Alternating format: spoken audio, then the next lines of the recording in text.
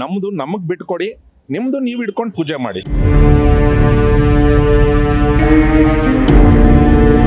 ಮಸೀದಿ 2 ಭಾಗ ಕಂಪ್ಲೀಟ್ ಆಗಿ ಹಿಂದೂ ದೇವಸ್ಥಾನದ ಕುರುಗಳೇ ಇದೆ.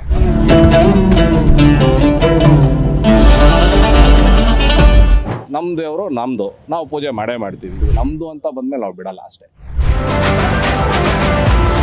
ನಮ್ಮ ದೇಶದಲ್ಲಿ ನಮ್ಮ ದೇವತೆಗಳಿಗೆ ಪೂಜೆ ಮಾಡಕ್ಕೆ ಜಾಗ ಇಲ್ಲ ಅಂದರೆ ಇನ್ನೆಲ್ಲಿ ಹೋಗ್ಬೇಕು ಹೇಳಿ? ಪಾಕಿಸ್ತಾನಕ್ಕೆ ಹೋಗ್ಬೇಕಾ? ಸ್ಪೀಡ್ ಪ್ಲೇಸ್ ಕರ್ನಾಟಕಕ್ಕೆ ಸ್ವಾಗತ. ನಾನು ನಿಮ್ಮ ಲಕ್ಷ್ಮೀನಾರಾಯಣ.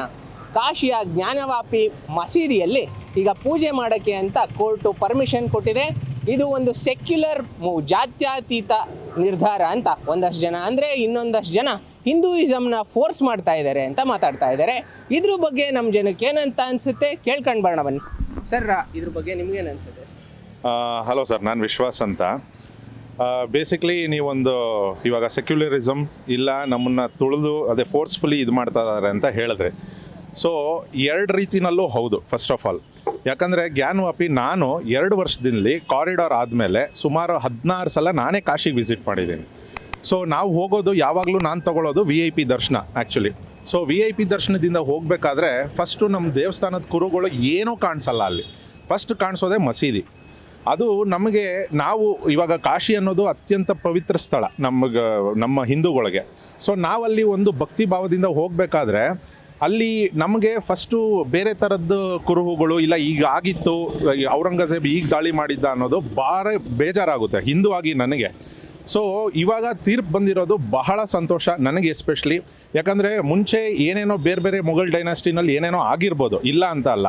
ಬಟ್ ನಾವು ಹೇಗೆ ಅಯೋಧ್ಯೆನ ನಮ್ಮ ಪಡ್ಕೊಂಡು ನಮ್ಮ ದೇವ್ರನ್ನ ಇವಾಗ ಆಚರಿಸ್ತಾ ಇದ್ದೀವೋ, ಪೂಜಿಸ್ತಾ ಇದ್ದೀವೋ, ಇವಾಗ ನೀವೇ ನೋಡ್ಬೋದು. ಮೊನ್ನೆ ಇದರಲ್ಲಿ ನಮ್ಮ ಮುಸ್ಲಿಂ ಫ್ರೆಂಡ್ಸೂ ಬಂದು ಸಹ ದರ್ಶನ ಮಾಡ್ಕೊಂಡಿದ್ದಾರೆ. ಅದು ಯೂನಿಟಿ ಇನ್ ಡೈವರ್ಸಿಟಿ ಅನ್ನೋದು ನಮ್ಮ ದೇಶದಲ್ಲಿ. So this is very very important. ನಮ್ಮ ಇಂಡಿಯಾದಲ್ಲಿ ಯಾರೂ ಕಡಿಮೆ ಅಲ್ಲ, ಹೆಚ್ಚಲ್ಲ. ಆದರೆ ನಮ್ಮ ಇಂಡಿಯಾಗಿನ ಮೊದಲು ಇದ್ದಿದ್ದ ಹೆಸರೇನು? ಭಾರತ, ಹಿಂದೂಸ್ತಾನ್ ಅಂದರೆ ಹಿಂದೂಗಳಿಗೆ ನಾವು ಮಾನ್ಯತೆ ಕೊಡದೆ ಹೋದರೆ ಇನ್ನು ಯಾವ ಥರ ಬರುತ್ತೆ ನೀವೇ ಹೇಳಿ? ಸೊ ನಾನು ಬೇಡ್ಕೊಳ್ಳೋದು ಒಂದೇ, ದಯವಿಟ್ಟು ಎಲ್ಲ ಸಹಬಾಳ್ವೆಯಿಂದ ಬದುಕಿ ನಮಗೂ ಪೂಜೆ ಮಾಡೋಕ್ಕೆ ಅವಕಾಶ. ನೆನ್ನೆ ನಾನು ನ್ಯೂಸು ನೋಡಿದೆ ಆ್ಯಕ್ಚುಲಿ. ಕೋರ್ಟಿಂದ 1 ವಾರದೊಳಗೆ ಪೂಜೆ ಆಗಬೇಕು ಅಂತ ಒಂದು ಇದು ಬಂದಿತ್ತು, ಡಿಕ್ಲರೇಷನ್ ಬಂದಿತ್ತು. ಆದರೆ ಅಲ್ಲಿನ ಜಿಲ್ಲಾಡಳಿತ ಅವತ್ತು ರಾತ್ರಿನೇ ಪೂಜೆಗೆ ಮಾಡಿ 3 ಗಂಟೆಗೆ ಪೂಜೆ ಮಾಡಿದ್ದಾರೆ. ನನಗೆ ಬೆಳಗ್ಗೆ ಎದ್ದಿದ ತಕ್ಷಣ ನ್ಯೂಸ್ ನೋಡಿದ್ದಕ್ಕೆ ಅದಕ್ಕಿಂತ ಅತ್ಯಂತ ಸಂತೋಷ ನನಗೆ ಇದುವರೆಗೂ ಏನೂ ಆಗಲಿಲ್ಲ. ನಾನು ಹೇಳೋದು ಒಂದೇ, ಸೊ ಎಲ್ಲರೂ ಒಂದೇ ಭಾವನೆಯಿಂದ ನೋಡೋಣ.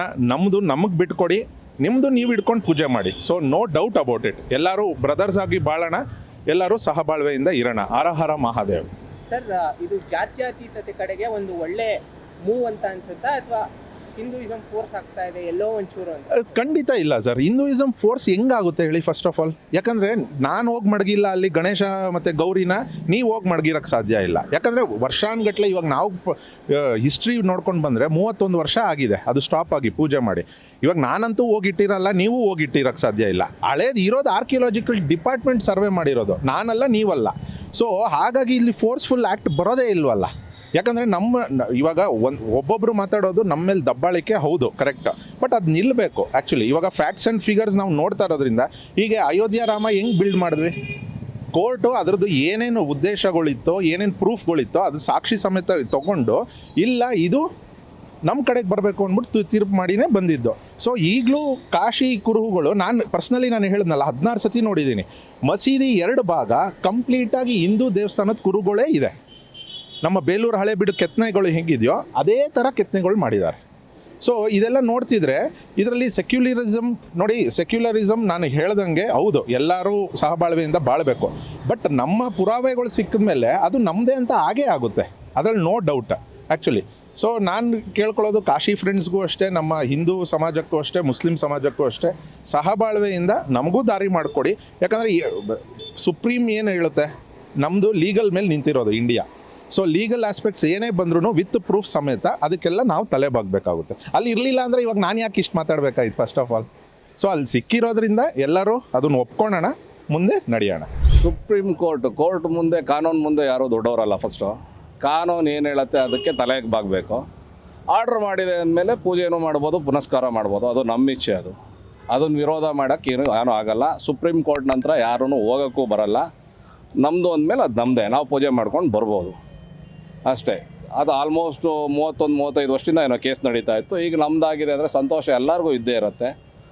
ಸೊ ಅಪೋಸ್ ಮಾಡೋಕ್ಕೆ ಬರಲ್ಲ. ಅಪೋಸ್ ಮಾಡಿದ್ರೆ ನಮ್ಮವ್ರು ರೊಚ್ಚಿಗೆದ್ದು ಹೇಳ್ತಾರೆ, ಖಂಡಿತ ರೊಚ್ಚಿಗೆದ್ದು ಹೇಳ್ತಾರೆ. ಬಿಡಲ್ಲ, ನಮ್ಮ ದೇವರು ನಮ್ಮದು, ನಾವು ಪೂಜೆ ಮಾಡೇ ಮಾಡ್ತೀವಿ.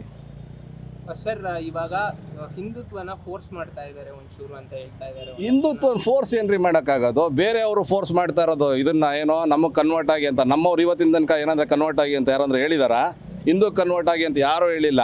ಒಂದು ಮುಸ್ಲಿಮಿಗೆ ಕನ್ವರ್ಟ್ ಆಗಿ, ಇಲ್ಲ ಕ್ರಿಶ್ಚಿಯನ್ ಕನ್ವರ್ಟ್ ಆಗಿ ಅಂತ ಹೇಳಿದ್ದಾರೆ. ಹಿಂದೂ ಕನ್ವರ್ಟ್ ಆಗಿ ಅನ್ನೋದು ಒಂದೇ ಒಂದು ಎಲ್ಲಾಂದ್ರೆ ತೋರಿಸಿ ನೋಡೋಣ.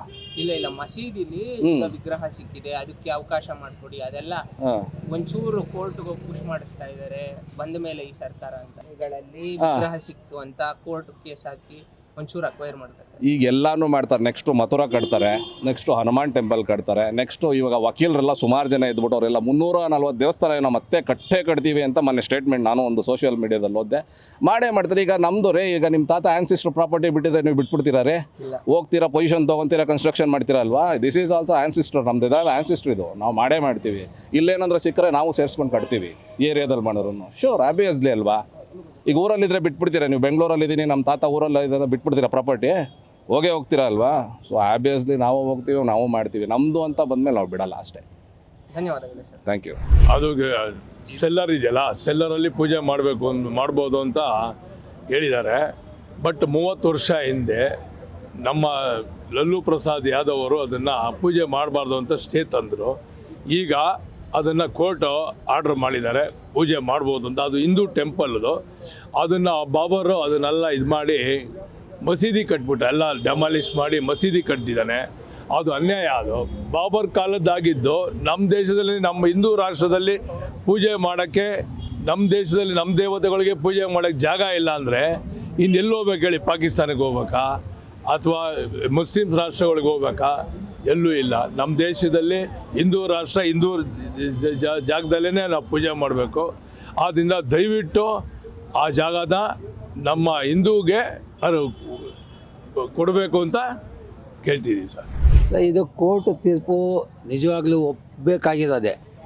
ಅದು ಮೂಲತಃ ನಮ್ಮ ಹಿಂದೂಗಳದೇ. ಅದು ಇವರು ಅವನು ಅಕ್ಬರ್, ಔರಂಗಜೇಬ್ ಅವ್ರ ಕಾಲದಲ್ಲಿ ಬಂದು ಹಿಂದೂ ದೇವಸ್ಥಾನ ಎಲ್ಲ ಮುಚ್ಚಿಬಿಟ್ಟು ಮಸೀದಿ ನಿರ್ಮಾಣ ಮಾಡ್ಕೊಂಡಿದ್ದಾರೆ ಅವರು.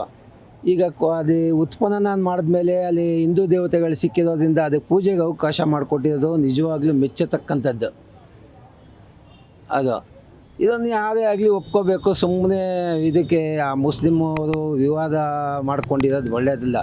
ಅದು ಕಾಶಿ, ಮಥುರಾ, ಅಯೋಧ್ಯ 3 ಹಿಂದೂಗಳಿದೆ ಪವಿತ್ರ ಕ್ಷೇತ್ರಗಳು.